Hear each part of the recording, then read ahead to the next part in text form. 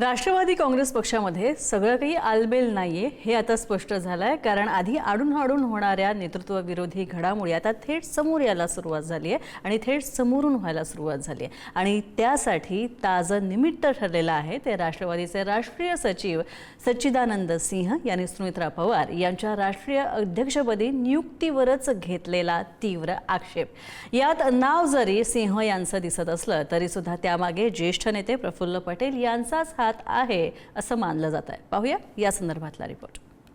मी सुनेत्रा अजित पवार गांभीर्यपूर्वक प्रतिज्ञा करते की कायद्याद्वारे स्थापित झाले आहे अशा भारताच्या संविधानाबद्दल मी खरी श्रद्धा व निष्ठा बाळगीन। अजित पवारांच्या अकाली निधनानंतर लगेचच झालेल्या सुनेत्रा पवारांच्या याच शपथविधीनं राष्ट्रवादीच्या पुढच्या नेतृत्वावर शिक्कामोर्तब केलं।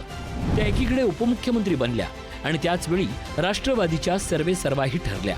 वस्तुतः तेव्हाही पक्षात उपमुख्यमंत्री पदासाठी सुनील तटकरे, प्रफुल्ल पटेल, छगन भुजबळ यांची नावं चर्चेत होतीच। इतकंच काय, हा पक्ष शरद पवारांच्या राष्ट्रवादीत विलीन करून पक्ष नेतृत्व शरद पवारांकडे आणि उपमुख्यमंत्रीपद जयंत पाटील यांच्याकडे जाण्याच्याही शक्यता वर्तवल्या जात होत्या। मात्र सुनेत्रा पवारांच्या या शपथविधीनं त्यांची आणि पक्षाची वाट स्पष्ट झाली। मात्र याच क्षणानंतर सुरू झाला राष्ट्रवादीतला अंतर्गत आणि बहिर्गत सत्ता संघर्ष। एकीकडे उपमुख्यमंत्री सुनेत्रा पवार यांना त्यांच्याच पक्षातल्या सुनील तटकरे, प्रफुल्ल पटेल यांच्या नाराजीला सांभाळायचं होतं, तर दुसरीकडे विलिनीकरण न झाल्यामुळं आक्रमक झालेल्या शरद पवारांच्या राष्ट्रवादी काँग्रेससमोर उभं ठाकायचं होतं। मात्र याला तिसरा कंगोराही होता, तो म्हणजे भाजप। अजितदादांच्या निधनानंतर राष्ट्रवादी काँग्रेस भाजप चालवते असा आरोप होत असतानाच सुनेत्रा पवारांना अर्थखात न दिल्यानं त्यांच्या प्रभावावर, त्यांच्या दबावावर परिणाम झाला, हेही तितकंच खरं। असं असलं तरी दादांच्या निधनानंतर झालेल्या पहिल्याच पक्ष अधिवेशनात पक्षात कोणताही अनावश्यक हस्तक्षेप सहन केला जाणार नाही, तसंच पक्षाची शिस्त मोडणाऱ्यांवर किंवा पक्षहिताला बाधा पोहोचवणाऱ्यांवर कठोर कारवाई केली जाईल असा कडक संदेश सुनेत्रा पवारांनी दिला होता। त्यामुळे हा टोला नेमका कुणाला अशा चर्चाही रंगल्या होत्या। अर्थात त्याचं उत्तर सर्वांनाच माहीत होतं। जे म्हणाल ते सगळं त्यांच्या परीनं देण्याचा दादांनी प्रयत्न केला। यापुढे मी पक्षाच्या हिताला सर्वोच्च प्राधान्य देईन। कुणाचाही अनावश्यक हस्तक्षेप यामध्ये असेल तर नक्कीच विचार केला जाईल। त्यातच निवडणूक आयोगाकडे सादर केलेल्या राष्ट्रवादी काँग्रेसच्या राष्ट्रीय कार्यकारिणीच्या यादीतून प्रफुल्ल पटेल आणि सुनील तटकरे अशा ज्येष्ठ नेत्यांची नावं वगळली गेली। यामुळे सुनेत्रा पवारांनी पटेल तटकरेंविरुद्ध मोर्चा उघडल्याचं मानलं गेलं। नंतर ती प्रिंटिंग मिस्टेक असल्याची सारवासारव करण्यात आली। यामागे पार्थ पवारही असल्याची तेव्हा उघड चर्चा झाली। मात्र सुनेत्रा पवारांच्या चालीनंतर पुढची चाल खेळली आहे ती पटेलांनी अशी चर्चा आहे, ती म्हणजे सुनेत्रा पवारांच्या अध्यक्षपदालाच दिलेलं आव्हान।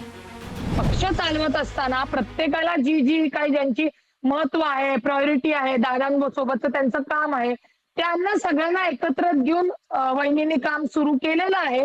परंतु आपला अजेंडा करून सुद्धा वहिनींना कसं अडचणीत आणायचं, तर हे ते झाडीतले शुक्राचार्य आहेत। हे आम्ही वहिनींना पहिल्यापासून सांगत होतो। असो, शेवटी हे चालवत असताना सगळ्यांचा विचार केला जातो, त्या पद्धतीने वहिनी करतायत।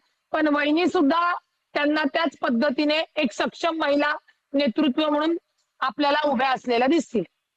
प्रफुल्ल पटेल यांनी काही ज्या सिस्टीम्स पाळायला हव्यात या आशयाचं विधान केलंय, ते मात्र कुतूहल वाढवणार आहे।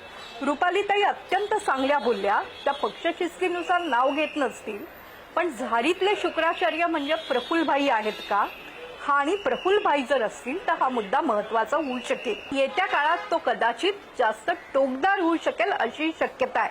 त्यामुळे या पक्षातले झाडीतले शुक्राचार्य कोण हे शोधावं लागेल आणि ते काम सुनेत्राताई यांनाच सगळा शोक विसरून करावं लागणार हे निश्चित आहे।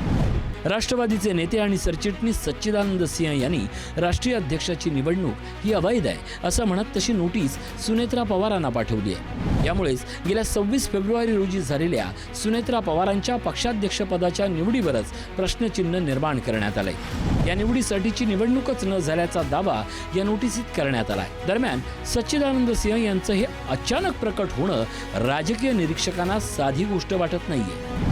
महाराष्ट्राबाहेर पक्षाचा कारभार प्रफुल्ल पटेल हाकत असतात, त्यामुळे सिंह यांचा बोलविता धनी कोण असा प्रश्न विचारला जातोय। आधीच शरद पवार एनडीएमध्ये जाण्याच्या चर्चा जोरात आहेत। त्याचवेळी सुनेत्रा यांच्या पक्षातील नेत्यांचा पवारांकडील ओढा लपून राहिलेला नाही।